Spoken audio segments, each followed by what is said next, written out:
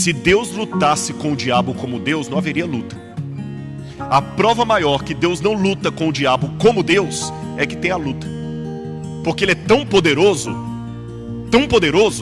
que se Deus lutasse com o diabo como Deus, no sentido do poder da palavra, não teria conflito, nem começaria. Então, em última instância, Deus não destrói o diabo pelo seu poder divino. Ele destrói o diabo pelo seu caráter e o seu amor. Vem a briga pela humanidade. E o livro de Jó, que é o mais famoso livro da Bíblia a lidar com o sofrimento. Jó, quem estiver com a Bíblia, abra comigo, por favor. Jó tem uma visão que me mostra todo esse quadro.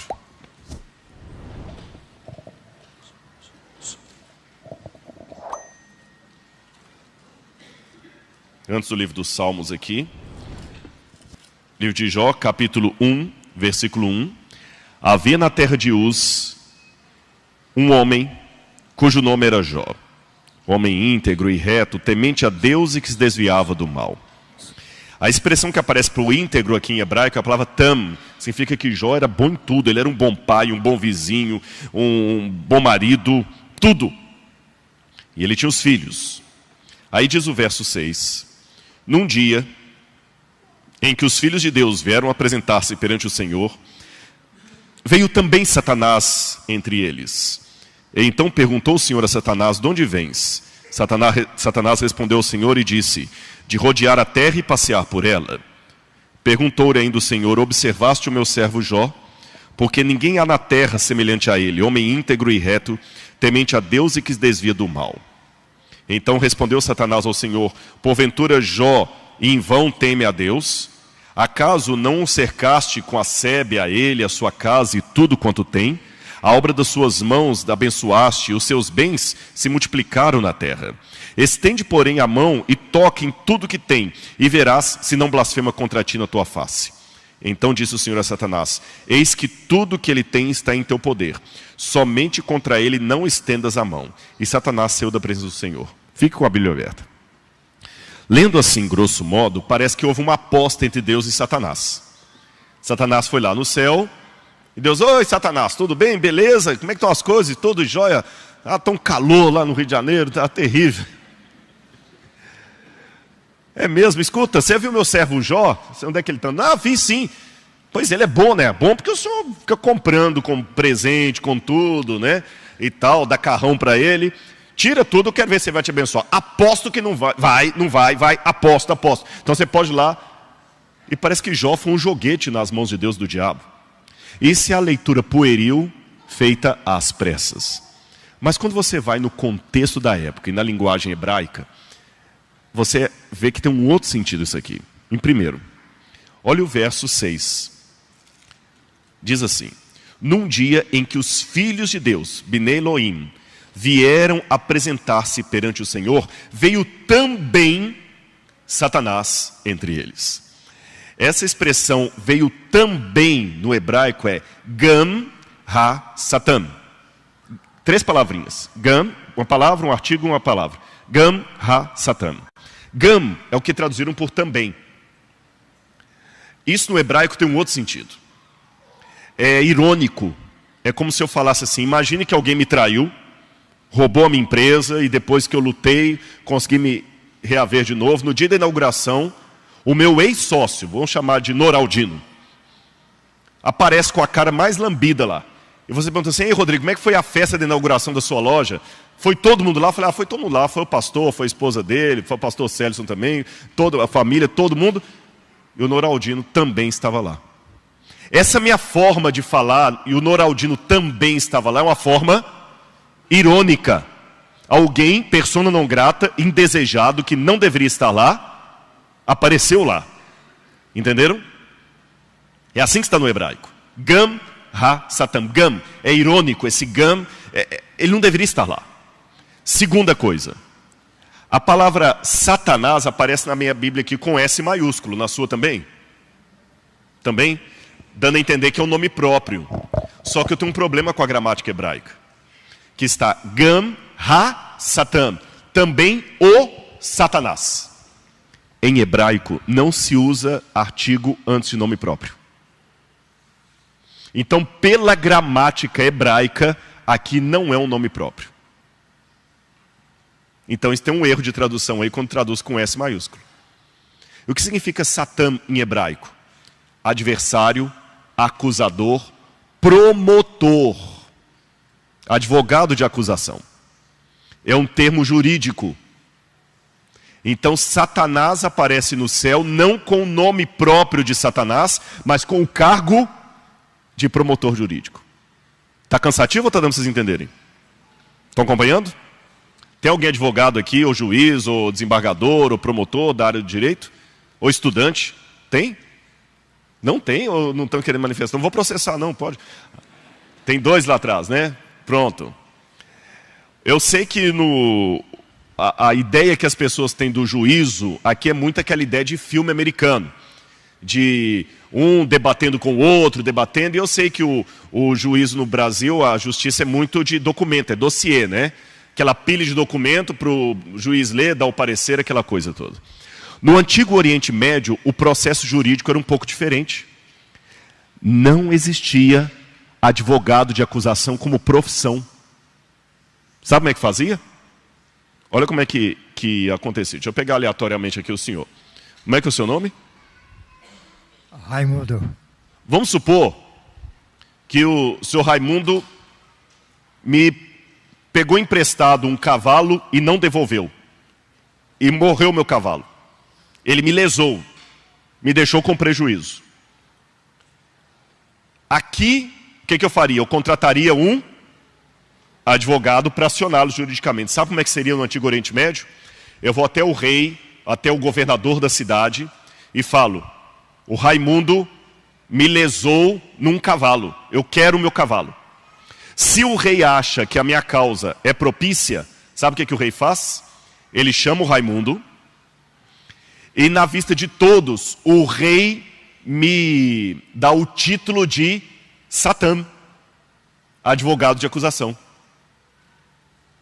Compreenderam isso aqui? O advogado de acusação no Antigo Oriente Médio não era um profissional do direito que você contrata. É a pessoa que se sentiu lesada. Ele é o próprio advogado dele. E o nome técnico disso qual é? Pode falar, não tem medo não. Satã.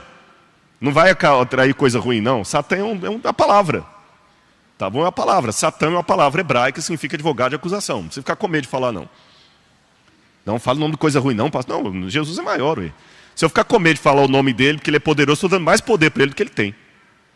Concorda comigo? Então, Satã é uma palavra em hebraico que significa advogado de acusação. Vocês entenderam, então? O Raimundo me tomou o cavalo, o governador me nomeia Satã, advogado de acusação. E qual o papel do governador? 2 papéis. O governador será ao mesmo tempo juiz e advogado de defesa. Em que sentido que ele é juiz e advogado de defesa? Porque o governador vai ouvir a minha acusação e vai prescrever: Raimundo, você tem que pagar para ele um cavalo e você pode pagar esse cavalo durante 1 ano. Em que sentido que ele se tornou advogado de defesa? Porque ele não vai permitir que o Raimundo pague uma pena maior do que o crime que ele cometeu. Ele não vai permitir que eu chegue lá e mate o filho do Raimundo para vingar o cavalo. Nesse sentido que ele é o advogado de defesa. Ou ele pode até perdoar o Raimundo e pagar a dívida no caso do Raimundo. Não, eu vi aqui que o Raimundo realmente errou, mas foi uma coisa que ele cometeu. Faz o seguinte: o governo vai pagar o cavalo e o Raimundo está livre. Ficou claro isso para vocês? Quando então o inimigo de Deus aparece no céu como advogado de acusação, eu pergunto: quem era o diabo nessa história? A vítima. Sim ou não? O que eu falei? Que o advogado de acusação é quem se sente lesado. Se ele aparece é sempre porque ele se sentiu lesado. E contra quem ele está reclamando? Contra Deus. Qual é o objeto da perda, da demanda? Jó, a terra. E quer ver que é Jó mesmo? Qual foi a pergunta? Que Deus pergunta para ele assim? De onde vens? Me'aim tabô, em hebraico. De onde vens? É outra expressão idiomática. O que você está fazendo aqui? Qual foi a resposta que o diabo deu, que está na sua Bíblia aí? Rodear a terra e passear por ela. Essa gíria, essa expressão idiomática, rodear a terra e passear, é o trajeto que um rei faz pelo seu reino para ver que ninguém opõe ao seu governo. 2 exemplos rápidos aqui, para não ficar muito cansativo para vocês. A Bíblia fala que Deus passeava pelo jardim do Éden, quando Adão e Eva tinham... Olha a expressão do Gênesis. Passeava o Senhor pelo jardim na viração do dia. Por que Deus passeava pelo Éden? Deus estava como um governador vindo se estava tudo bem. Davi passeava pelo seu palácio quando viu Betseba tomando banho. Então essa expressão rodear e passear por é um rei que anda pelo seu reino para ver se está tudo bem, se ninguém vai contra o seu reino. Quando o diabo fala de rodear a terra e passear por ela, a terra é minha. Porque o casal adâmico comeu do fruto proibido. Pela lei, a terra é minha. Pedindo licença ao pessoal da área do direito, vocês sabem que muita coisa do direito é legal, mas não é moral. Você sabe disso. É legal, mas não é moral. Mas assim, o próprio juiz, às vezes, ele dá uma sentença que ele, como cidadão, não gostaria de dar. Mas como juiz, ele é obrigado a soltar o cara, porque a legislação prevê, ele não pode manter o camarada preso. Às vezes ele tem que dar um habeas corpus que ele, como pai, não daria.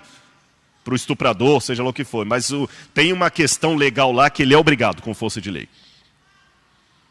Então, não era moral que o diabo fosse o dono da terra, mas era legal, porque quando Adão e Eva comeram do fruto proibido, eles assumiram, deram o controle para ele. Aí Deus falou o seguinte, mas tem uma coisa, você já viu meu servo Jó? Tem um que se opõe ao seu governo. E Satanás falou, ele se opõe porque o Senhor o compra. Lembre, o universo todo estava ouvindo a discussão. Deus é onisciente, mas o universo não é. Por amor ao universo, Deus deu argumentos que ele não precisava dar. Deus podia dar apenas a sua autoridade. Eu falei, acabou, eu sou Deus, está discutindo por quê? Mas olha o que Deus fala. Vinde, arrazoemos. Vamos conversar? Vamos conversar? Ele não precisava falar isso, não. Ele é Deus. Não, vamos conversar. Você quer saber por que eu estou usando essa camisa e essa calça aqui? Eu vou te explicar. Pode testar, Jó. Você vai ver que ele é fiel a mim porque ele me ama e não porque eu o comprei. E você sabe em todo o livro de Jó as coisas que ele sofre. Chega um momento que Jó não aguenta mais de tanto sofrimento. E no final do livro de Jó, capítulo 38, quem aparece para Jó? Deus. Agora Deus vai explicar para Jó. É interessante que no capítulo 32, verso 3, Deus fala com Jó assim, cinge os seus lombos, como homem, pois eu te perguntarei e tu me farás saber. É interessante que quando Deus vai explicar Jó o problema do sofrimento, eu esperava que Deus ia dar toda uma explicação para Jó, mas Deus faz um monte de pergunta. Onde é que você estava quando eu fiz aquilo? Onde é que você estava quando eu fiz aquilo outro? Onde é que você estava quando eu fiz aquilo outro?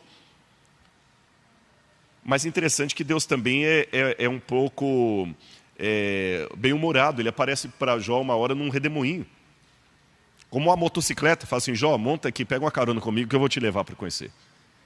E quando Deus coloca Jó no redemoinho, olha aqui, capítulo 40, verso 6. Então o Senhor, do meio de um redemoinho, respondeu a Jó, cinge agora os teus lombos como homem. Esse cinge os lombos é uma gíria do hebraico que significa, vamos dar uma voltinha. Entendeu? Vamos dar uma voltinha. Sobe aqui na minha garupa. E o que Deus mostra para Jó no capítulo 40 e no capítulo 41? Deus mostra para Jó 2 monstros. O Leviatã e o Behemoth. Que até hoje as pessoas não sabem o que são esses 2 monstros. São monstros mitológicos, símbolos do mal. Na cultura ugarítica fala do Leviatã, a serpente, que sempre ilustra o mal. Em toda a cultura antiga, eles sempre ilustravam o mal como 2 monstros, um que sai da água e outro que sai da terra. O Behemoth é um animal de terra, não sabemos qual é. E o Leviatã seria uma serpente do mar, que sai do mar. O Apocalipse não fala do grande conflito, 2 bestas, feras, uma que sai da terra e outra que sai do mar. O Apocalipse está refletindo símbolos.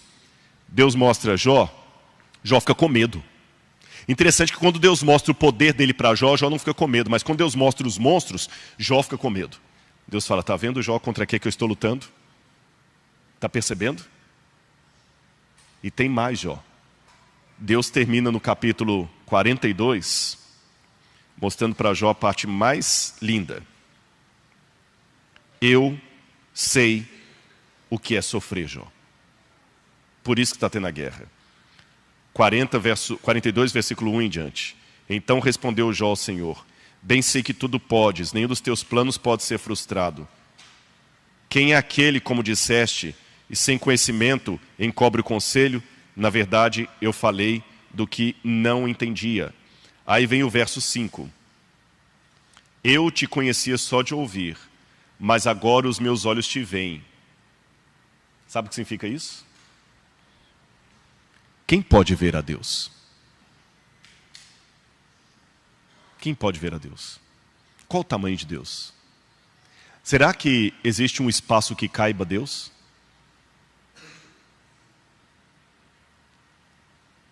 Qual o único modo que eu tenho de ver a Deus? Lutero dizia, os homens usam uma máscara para se esconder. Deus, ao contrário, usa uma máscara para se revelar. Porque Ele é tão grandioso, tão grandioso, tão grandioso, que o modo dele se ver é se escondendo. Imagina que eu estou falando aqui e tem um holofote de luz atrás de mim. Você pode esfregar o olho, você não vai conseguir me olhar. Rodrigo, desculpa, apaga esse holofote aí para a gente poder te ver. Se Jó falou, agora os meus olhos te contemplam, é porque Deus estava de uma maneira visível. E ele antecipou para Jó o que aconteceria no futuro, depois de Jó. Quando ele se fez carne e habitou no meio de nós. E o livro de Jó, então, termina me dando as duas lições que fecham a questão do problema do mal. Em primeiro lugar, existe um grande conflito entre o bem e o mal. Deus permitiu que o conflito surgisse por amor à liberdade que Ele nos deu. Se sofremos demais, a gente não suporta. Se sofremos de menos, não sabemos qual mal é o mal e não desejamos livrar dele. Estamos em guerra, Jó. E a prova maior que eu amo vocês é que eu não estou usando o meu poder, mas sim o meu caráter nessa guerra. Raciocina comigo. Se Deus lutasse com o diabo como Deus, não haveria luta. Entenderam a minha ironia aqui? Sim ou não? A prova maior que Deus não luta com o diabo como Deus é que tem a luta. Porque Ele é tão poderoso, que se Deus lutasse com o diabo como Deus, no sentido do poder da palavra, não teria conflito, nem começaria. Então, em última instância, Deus não destrói o diabo pelo seu poder divino. Ele destrói o diabo pelo seu caráter e o seu amor. Eu vou falar mais sobre isso amanhã, no sermão de amanhã. Por favor, quem puder, venha amanhã, porque a continuidade disso vai ser amanhã. Deus usou a fraqueza dele para vencer o mal, e não o poder dele. Eu sei que está sendo estranho para alguns do que eu estou falando aqui. Rodrigo, eu sempre acreditei no poder de Deus Todo-Poderoso, e Deus é Todo-Poderoso, mas Ele não usa o poder dele na batalha com o mal, Ele usa o caráter dele. Ele vence o mal com sua palavra, com seu caráter, com seu amor, e não com seus raios. Senão não teria conflito. E se Deus então se diminui para poder lutar, Ele também sai machucado. Aí vem a segunda lição do livro de Jó. Que Jó ouviu tudo isso e falou assim, Senhor, tudo bem, quem sou eu para discutir o Senhor? O Senhor me fez um monte de pergunta, né? Onde é que você estava quando eu criei aquilo? Onde é que você estava quando eu criei aquilo outro? Realmente, não estava em lugar nenhum, mas o Senhor também não sabe o que eu estou passando. Mas depois que Deus mostrou para Jó a luta do próprio Deus com os dois monstros, e Deus sendo ferido, machucado, estou usando uma figura de linguagem, Ele diz, Jó, eu entendo o que você está passando, porque eu também me tornei homem. Eu também fui crucificado. Eu não conheço o mal só por teoria, Jó. Eu conheço o mal na minha carne. Porque mesmo sendo onipotente, eu sei o que é não conseguir carregar uma cruz. Mesmo sendo onisciente, eu sei o que é ficar por um tempo sem saber o que vai acontecer, porque eu estava como ser humano.